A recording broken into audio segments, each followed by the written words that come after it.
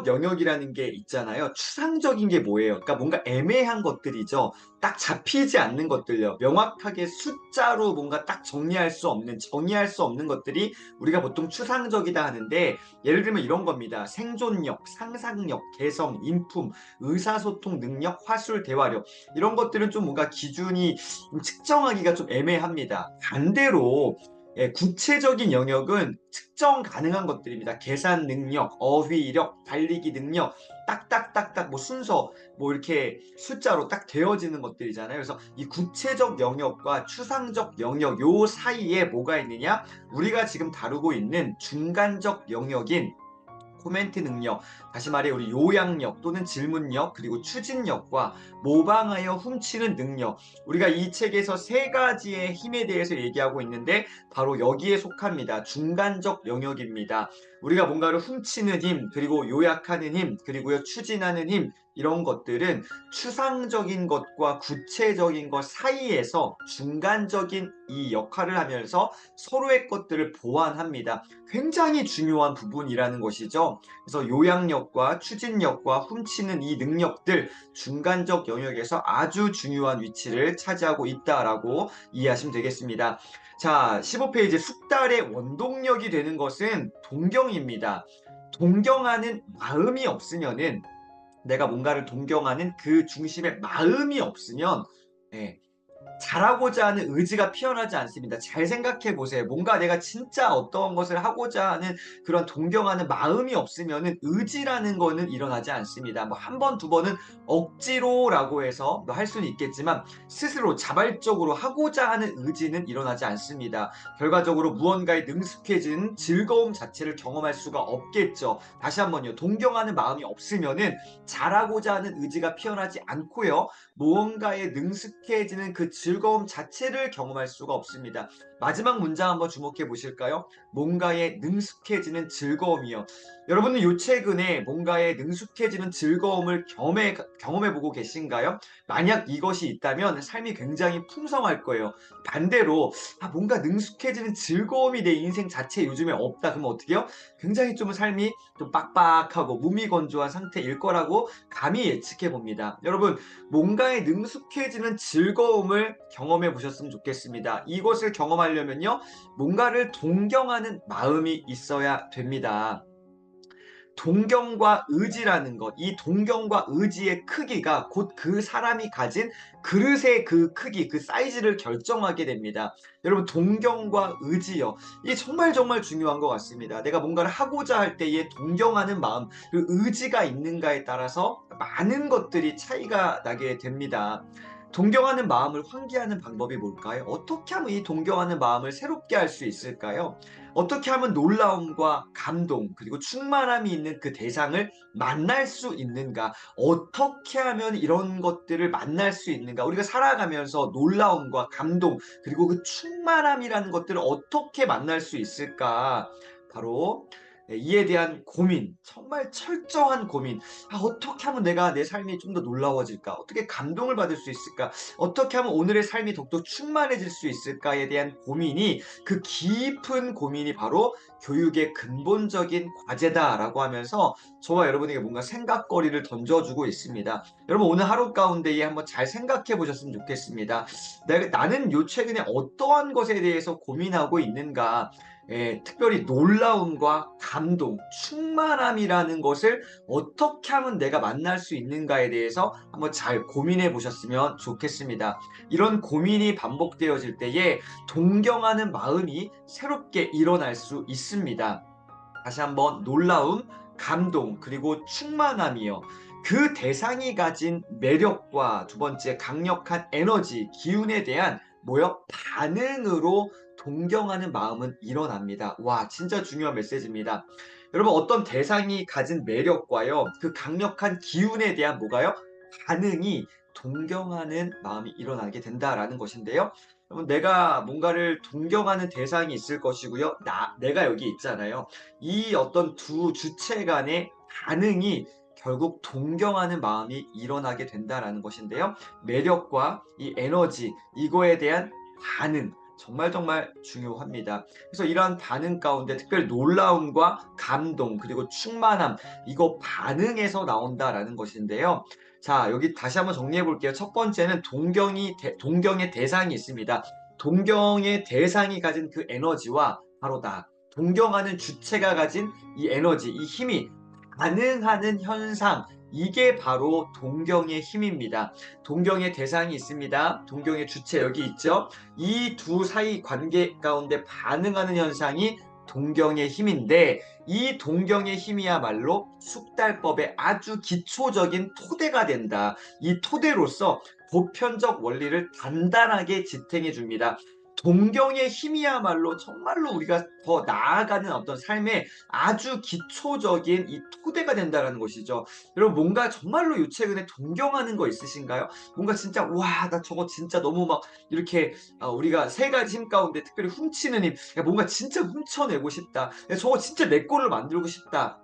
하는 그것 있으신가요? 그게 있으면 참 좋겠습니다. 자, 18페이지. 저는 감히 말씀드립니다. 이 책에서 제일 중요한 부분 가운데 하나가 이 18페이지라고 생각합니다. 요게 딱 정리가 돼야지만이 앞으로의 내용들이 내 것이 될 거라고 생각하는데 왜냐하면 저자가 이 사이토 다카시가 딱 제대로 얘기하잖아요. 나는 이 책에서 요걸 하고 싶다. 이 책에서 제대로 다루고 싶은 이야기는 내가 진짜 하고 싶은 내 안에 그 간절한 그 열망함이 뭐냐라고 하면서 이렇게 얘기합니다. 모든 것에 통달하는 비법이라기보다 자신에게 잘 맞는, 다시 말해서 자기화하고요. 그리고 무엇보다 더 적합한 거는 요거 단어예요. 최적화입니다. 나에게 최적화된 요거를 찾는 것인데 그게 뭘까요? 바로 스타일입니다. 스타일은요, 찾아가는 겁니다. 스타일이라는 것은요, 처음에는 뭐라 그럴까요? 그러니까 각자 자기만의 정체성이라는 건 있겠죠. 자기만의 고유한 어떤 것은 있습니다. 하지만 스타일이라는 것은요, 찾아가고요, 만들어가는 것입니다. 내 고유의 어떤 그 캐릭터, 나라는 어떤 정체성에 이 스타일들을 더 덧입혀가는 것이죠. 찾아서 내 걸로 만드는 겁니다. 근데 중요한 게 뭐예요? 자신에게 잘 맞는 80억 이 모든 인구가 다 다른 거잖아요. 근데 그 80억 모든 인구, 모든 사람들에게 자기만의 스타일이 있느냐? 그건 아닌 것 같아요. 이 진짜 독자적인 자기만의 그 아주 명확한 스타일을 찾아가는 이 방법.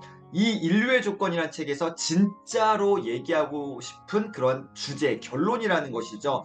이 세 가지 힘, 특별히 훔치는 힘, 요약하는 힘, 추진하는 힘, 이걸 가지고 우리가 숙달이라는 것을 할 수 있는데 이 숙달을 넘어서서 진짜 중요한 거 뭐냐? 나에게 최적화된 스타일을 찾아가는 것이다. 그래서 앞으로 이 책에서 이 스타일에 대해 얘기를 계속 반복적으로 여러분과 나눌 건데요. 스타일을 찾아가는 방법이요. 자신만의 스타일을 확립한다라는 것, 나만의 스타일을 확립한다라는 것은요, 단순히 무언가에 내가 능숙해진다라는 의미를 넘어서는 것 같습니다. 능숙해진다, 숙달된다, 그것을 넘어서서 우리 인생 자체에 강력한 의미와 그 가치를 부여할 것입니다. 그러니까 나의 스타일을 내가 찾게 된다면은 그 삶 자체가 진짜 달라지는 것이죠. 뭔가 내가 능숙해지고 전문가 수준이 된다? 그것도 뭔가 살짝 의미가 있겠지만 그것을 넘어서는 내 인생 자체의 어떤 그 본질적인 강력한 그 의미를 발견하게 되는 것은 바로 내가 나만의 스타일을 발견했을 때, 나만의 스타일을 찾아내고 그것을 내가 추구할 때에 우리 삶이 진짜 다른 차원으로 더 한 단계 완전하게 성장한다는 것이 이게 바로 인류라는 것이죠. 인류의 조건 가운데 핵심이 뭐냐? 나만의 최적화된 스타일이 있느냐. 이것이 있는 사람은요, 인류고요. 그러니까 뭔가 숙달되고 소위 달인이 돼요. 하지만 그 달인이 인류는 아닙니다.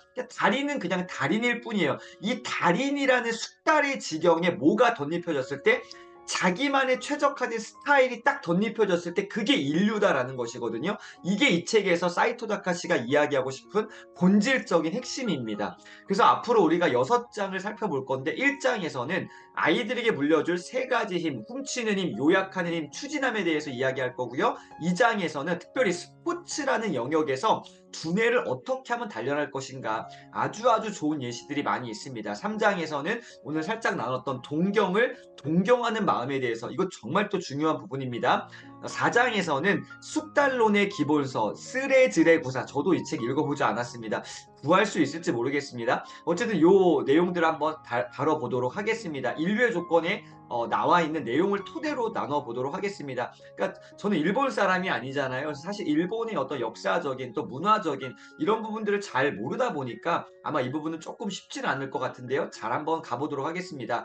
5장에서는 특별히 우리의 신체 감각을 통해서 이것들을 어떻게 하면 기술화할 수 있을까, 어떻게 하면 숙달할 수 있을까에 대해서 조금 더 깊이 다뤄볼 거고요. 마지막 6장이 제일 중요합니다. 특별히 한 인물을 이야기하고 있는데 무라카미 하루키, 우리 정말로 세계적인 문학 소설가죠. 무라카미 하루키의 특별히 스타일 만들기에 대해서 우리가 다뤄보겠습니다.